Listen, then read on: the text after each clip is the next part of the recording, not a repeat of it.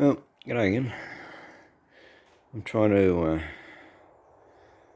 make a fairing, shield, glass, whatever, from a sheet of clear perspex.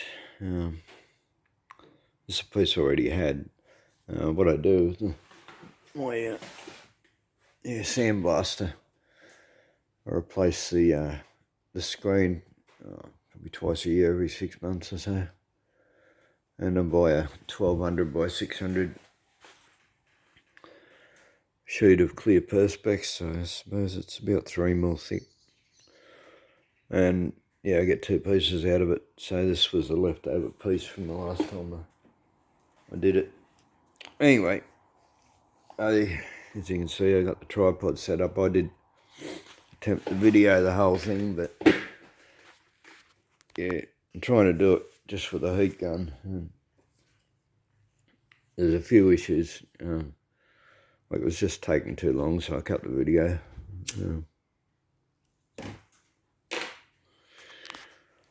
And it wasn't working either. Yeah.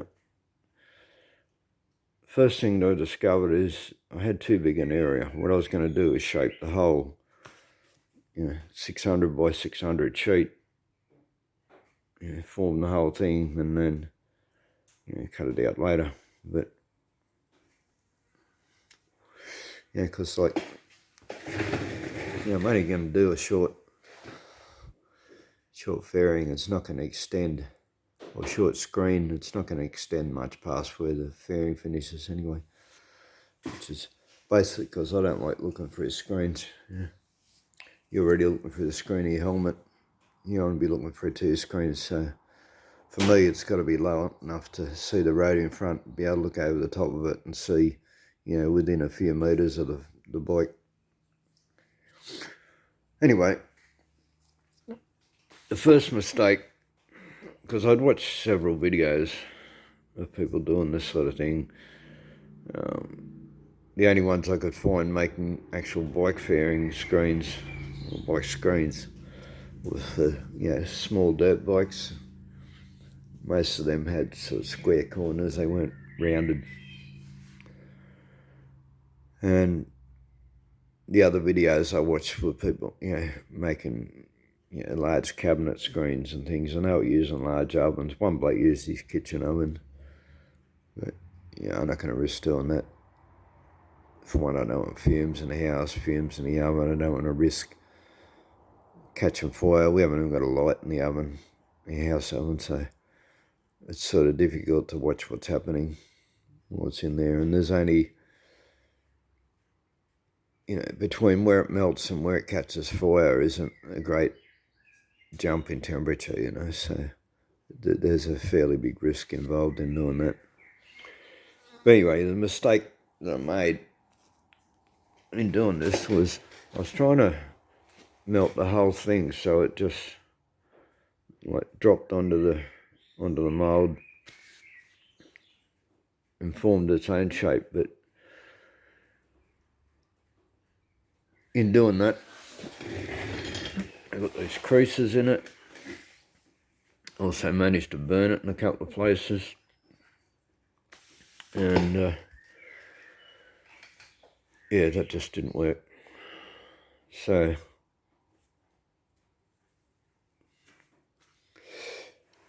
I was about to throw the whole piece away, sort of wondering whether to give up on it or, I thought, well, if I'm going to go and buy another piece, I should practice on this piece first and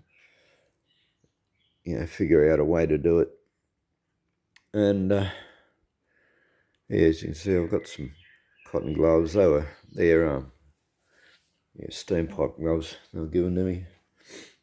And I've got welding gloves, but welding gloves are a bit coarse. You risk sort of putting scratches and marks in it. These are softer, they're cotton.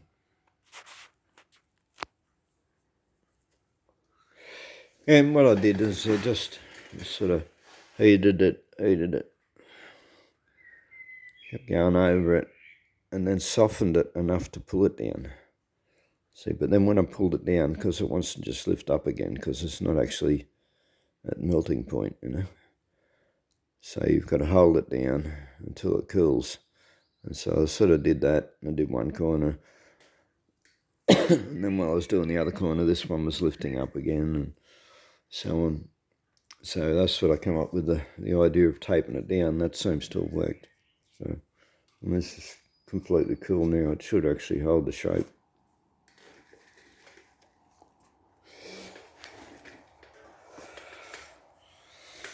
Anyway, I might still even be able to use this. It just depends on whether I can get this crease out of it. I've got a bit of alloy pipe there on the ground.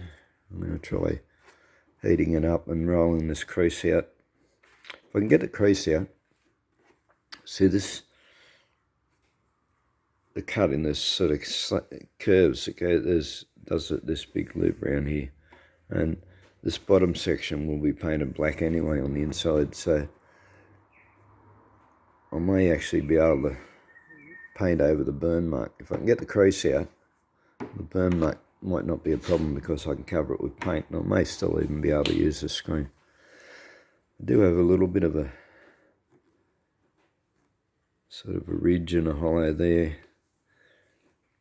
Might try heating that up and just holding it down, try and smooth that out as well. But anyway, we'll see how I go, and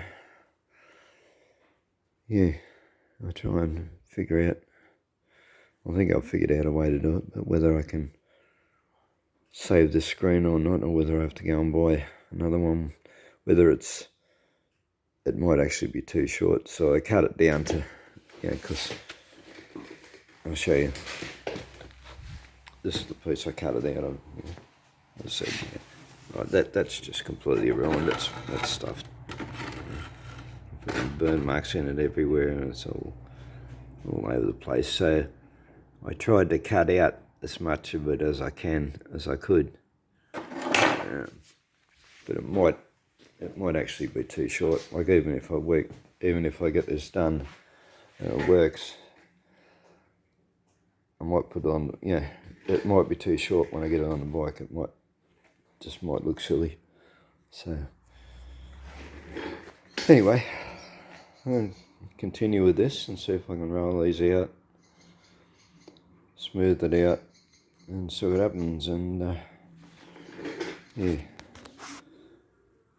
I'll do another video with the result, either with this one or a new one of the two. Anyway, thanks for watching. Bye.